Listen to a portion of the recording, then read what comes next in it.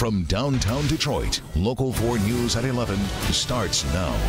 Our early spring break is going back to winter in a hurry. Temperatures below freezing, and we'll tell you what that means for the morning commutes. Kim?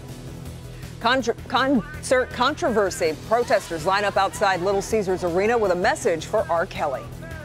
And they just can't keep up. Road crews and tow truck drivers getting much more than they can handle thanks to one of the worst pothole seasons in memory. Good to have you with us tonight for Local 4 News at 11. Now that we're finally getting a break from the rain, emergency pothole patching begins on some of Metro Detroit's busiest freeways. Lane closures on I-696 from I-75 to Woodward are going to run from 7 a.m. until 7 p.m. Also, look for closures on southbound I-75 from Adams to Crooks from 7 a.m. to 7 p.m. And southbound US 24 from Hickory Grove and Long Lake. Those lane closures will go from 8 a.m. to 6:30. It's really a rare occasion when the patching crews might actually be a welcome sign. Jason Colthorpe checked in with tow truck drivers tonight. Jason, how's it going? Well, I'll tell you what, a little segment called Prepare to Have Your Mind Blown, to borrow a line from Bernie. But would it shock you to know that at peak times earlier today, people were waiting 3 to 4 hours for a tow truck driver when they called? People calling AAA, some had to wait 8 to 9 hours to get that service, just to show you how busy it was. And when you look at areas like this that are everywhere in Metro Detroit right now, it shouldn't come as any surprise. And I can have a truck over there probably about 45 minutes an hour right now. Just an hour. Clearly one of the lucky customers who called Vans Towing today. Robert Fuller has been towing for 17 years and says it is bad out there right now. In fact, he saw the biggest pothole he's ever seen today on 14 Mile. We actually had a driver pop a tire in one of our tow trucks the other day because of the potholes. I mean, if they're deep enough to pop a tire on a tow truck, there's some pretty decent holes out there. So decent, it's not just popped tires and broken wheels he's seeing right now. Some vehicles are actually sensing collisions. The fuel cut shut off where they can't even drive their vehicle. It shuts the car right off because it thinks it got into an accident. The pothole was so hard. Just traveling home from work and boom. Brandon Taylor had to call for a tow when he hit a pothole on 14 and Hayes. I haven't seen anything like this. I was all over the road, like just hitting the car, and it was crazy. Crazy and dangerous, especially for these tow truck drivers who are handling twice as many calls as they normally do. And they're asking other drivers out there to slow down and get over whenever they see them. I have 3 kids sitting home. All of us have kids. All of us want to go home to our families, Try to give us space, Yeah, it's a good message people are forgetting. A lot of danger out there. And the other real dangerous thing is a stretch like this. I mean, we remember the video we saw last night in the night cam where people were blowing out tires on a stretch like this. Well, we've been here, and you might hear it as cars go by. People are swerving at the last minute. They're slamming on their brakes to get out of the way of this. And you're about to see another car go over it right here. And just listen to the sound of this. As they hit that, people hitting it fast, and just being in this area, this was here when we pulled up. It's like a rim graveyard in areas like this, and like we say, they're all over Metro Detroit. Guys, back to you. Yep. Broken hubcap there. Okay, Jason, we appreciate it. And one of the worst roads in Macomb County is about to get some major repairs. The county announced today a $10 million project to rehab a 4-mile stretch of Mound Road. 80% of the project is being paid for by the federal government. Crews will resurface both sides of Mound Road between 14 and 18 Mile. The work will begin as soon as possible. Michigan Department of Transportation is set to host a meeting regarding the major I-696 project set to hit Macomb and Oakland counties. MDOT holding the meeting tomorrow evening. It'll be in Roseville. I-696 currently undergoing emergency repairs, and this meeting will inform residents about the upcoming project that is going to close parts of I-696 in both of those counties, and also let residents know about potential detours. If you're looking for some of the best roads in Metro Detroit, we've taken our viewer feedback. We've put a list together. You'll find it at clickondetroit.com. Well, the rain has ended, but flood warnings continue, and adding to the mix, a drop in temperatures could make things really slick in the morning. Yeah, we've got all that water, and as I said on the app, water everywhere is going to become ice baby by the time we get into the morning. My apologies, Vanilla Ice, but 32 is where we sit right now. It's been 68 hours since we've seen temperatures below freezing. And for the late February, that's saying something. Numbers in the north zone down to 27 right now in Sandusky, 34 in Adrian. But Kim mentioned all those flood warnings, and there they are. All those green sections are rivers, creeks, or streams that are under flood warnings. River Raisin, the Rouge, the Lower Rouge, Clinton River, multiple areas in Genesee County. But it's the area of the Clinton River that we're most concerned with. That's where the flooding is probably going to be the worst. Temperatures on their way to the mid-20s by morning, and so all that water freezing as we get started. We will be above freezing before lunch, and we're on our way close to 40 in the afternoon. Some mild air, but there's more rain just around the corner, and we'll look at that in just a few minutes, guys. As we said, the rain and thaw caused major potholes across Metro Detroit. It also created flooding. These are homes in Raisinville Township in Monroe County. The rain caused the River Raisin to rise, and you can see the watery results. Sexual assault survivors and community activists marched outside the LCA tonight protesting R. Kelly's concert. Of course, for years, the R&B singer has been accused of sexual misconduct. Our Priya Mann was there this evening. Priya, organizers say R. Kelly should not be welcome in Detroit, huh? And this protest hits particularly close to home. Detroit's beloved artist Aaliyah was just 15 when R. Kelly married her, and for years he's faced accusations of sexual misconduct involving underage girls. And protesters say the bulk of R. Kelly's alleged victims are African-American women, and their voices will no longer be silenced. Close to 50 people marched outside the LCA protesting R. Kelly's concert in Detroit. We just want to feel like what we go through is as important as everyone else. Carrying signs and demanding action, protesters say they got mixed reactions from concert goers. We kind of felt bad a little bit, seeing that people don't really take it as seriously as we do. Considering like the concert goers could have been people who were offended, a lot of them seemed to support us. They were recording us. They were like, you know, like, oh, we're here for Charlie Murphy, we're not here for R. Kelly, you know. R. Kelly has never been convicted of sexual assault, but in the Me Too era, activists say years of allegations cannot be ignored. We're saying that, you know, even though we caught you, but we couldn't actually make any of these charges stick to you, still doesn't mean that you haven't done it. When it comes to the Me Too movement, protesters say women of color are marginalized. They point to the creator, Tarana Burke, an African-American woman whose name doesn't get the same recognition as other activists. And Mute R. Kelly Detroit is about bringing women of color into that conversation. Tonight, protesters say they have a message for the LCA and R. Kelly. Time is up. When you buy his concert tickets, you're funding his attorneys, and you're funding all of things that keeps him able to keep women under his control, and we want to stop that. And organizers for Mute R. Kelly say they want to get the artist where it hurts, his wallet. Now, this protest was organized by a number of local groups, including Sasha Center, Wayne County Safe, LGBT Detroit, and the Women's March. And we did not hear back from the LCA. Reporting live, I am Priya Mann, Local 4. Okay, Priya. One of Ford Motor Company's top executives is out after admitting to inappropriate behavior. The company says North America President Raj Nair is leaving the company immediately. The decision comes after an internal investigation. Nair has been president of Ford North America since June of 2017. No word tonight on who will replace him.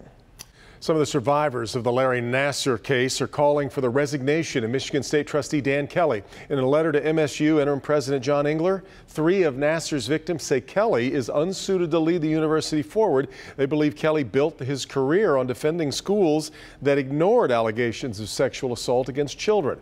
Survivors say real change will only occur when MSU leadership is committed to healing and change. A boil water advisory for the city of Northville is set to start in a few minutes. The advisory will be in effect for the next 48 hours as crews work to repair a broken water main. During that time, you may experience a loss in water pressure. Businesses and residents in Northville Township will not be affected. The Detroit branch of the NAACP hosted its kickoff and passing of the gavel ceremony tonight. The ceremony is to launch the 63rd annual Fight for Freedom dinner. The 2018 dinner chairs were announced at Rooster Tail in Detroit. The Fight for Freedom Fun dinner will be held May 6th at Como. Just a little get-together every year at Como, huh? A vacation comes to an end with an explosion. What caused a ferry to go up in flames on a beach resort in Mexico? Taking their fight to the top, students, parents, and teachers sit down with the president to share their stories of heartbreak from school shootings. But first, allegations of racism at the highest levels of a suburban community. It was outrageous to hear that. Where this former diversity director says racism is running rampant when we come back. I'm a believer that anything is possible. I got a vision and I'm gonna make it true. We can change the world. Find your morning moment here. It's Product Test Week on Local 4 News Today. See which inventive items get the gold and which failed to perform tomorrow. An indoor grill and a healthy fryer, but do they really work? The moment you wake up, turn to Local 4 News Today. I'm Olympic gold. The city of Warren has taken a lot of heat in the past year over allegations of racism. Last January, audio recordings surfaced accusing Mayor Jim Fouts of making disparaging remarks towards African Americans. Then in May, the police department's only African American police officer sued for racial discrimination. In December, the city's diversity director then resigned. And tonight, he's making claims of racist behavior by key city officials. This time, it's under oath. Defender Kevin Dietz has the story. Welcome to Warren, Michigan, the state's third largest city, a place where between the years 2000 and 2010, the African American population exploded, growing 300%. Today, black residents make up over 16% of the population here. Greg Murray's job as diversity director was to make the city of Warren's workforce become as diverse as its people. He quit his job saying Warren Mayor Jim Fouts wasn't interested in seeing more minorities working for the city. The mayor walked into my office on 3 separate occasions and told me that he wanted to put diversity on the back burner until after the 2019 election because he feared a backlash from white voters who were not ready for diversity. The mayor's office quickly denied ever saying they wanted to put diversity on the back burner, insisting Mayor Fouts has appointed 5 African Americans to run city departments and appointed a minority-heavy planning commission. But now, Greg Murray has gone beyond words. He has testified under oath. I feel that I have been brought to the city under false pretenses, that maybe he thought that I would be the kind of person who would tolerate his non-commitment, and that I would just collect a paycheck. Murray says it's not just the mayor who wants to slow down progress. He calls out the former police commissioner, Jerry Green, under oath saying, quote, "It was represented to me by the mayor directly that Jerry Green, the police commissioner, was a racist. Jerry Green shared with the mayor that black people could not pass the test or the background checks." Murray went on to say that the deputy mayor told him Green said, quote, "The police commissioner went into a meeting with his command staff and shared with the command staff that he told that N to stay the F out of his house." Attorney Leonard Mungo put Murray under oath to show his client, police officer DeSheila Howlett, was put in danger by a racially insensitive police command and mayor. The backlash was that they didn't provide her backup. This is dangerous. Racism is deadly, and it is a cancer that is eating at our entire country, and I think the city of Warren and Mayor Fouts can be the poster boy and the poster city government for promoting racial division and hostility between the races across our country. I contacted Mayor Fouts and former police commissioner Jerry Green.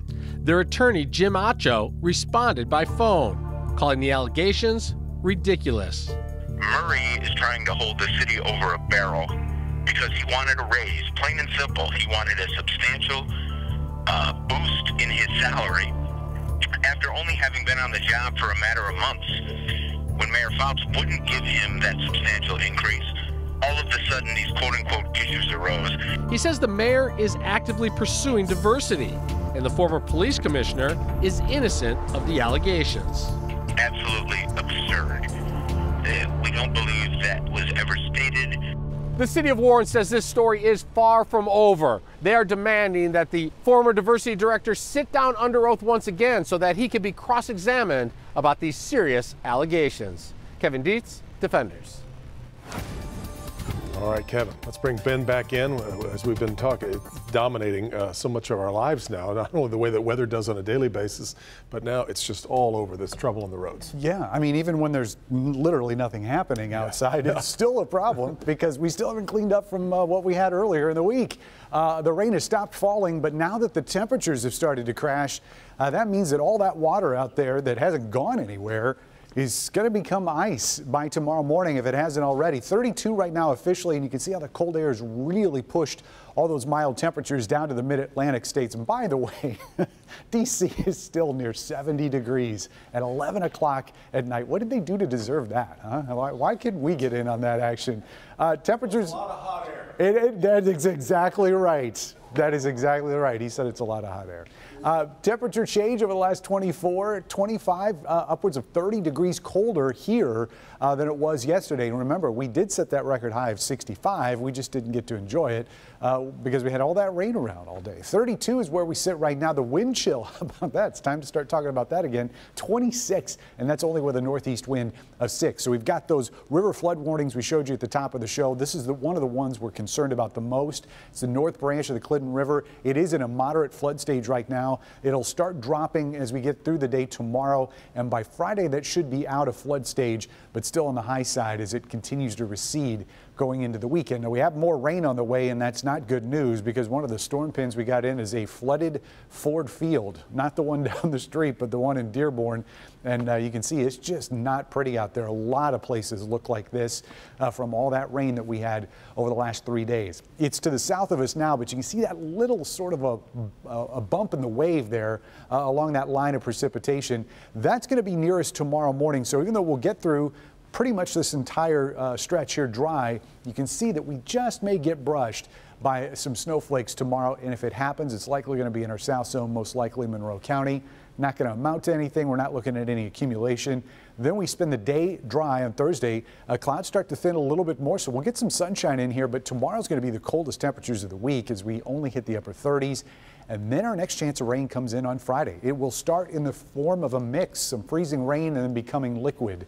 But amounts are not going to be all that impressive. Friday, Saturday, and Sunday, all 3 days expecting rain, anywhere from about 1/4 of an inch to 1/2 or 2/3 of an inch for that 3-day stretch. So definitely nothing like what we have been seeing in the past few days. So let's take a look at our 4-zone forecast. Temperatures tomorrow as we wake up. These are going to be our lows. They'll be in the 20s all across the area. Metro zone 26 in the city. South zone will be looking at 20-degree temperatures down there as well. Not a whole lot of variation with the clouds around tomorrow morning. And again, if we see a few snowflakes, it'll be in the south zone only. Otherwise, temperatures will make it into the 30s, upper 30s for highs tomorrow. And then eventually we will get to the 40s and stay there for the upcoming 7-day forecast.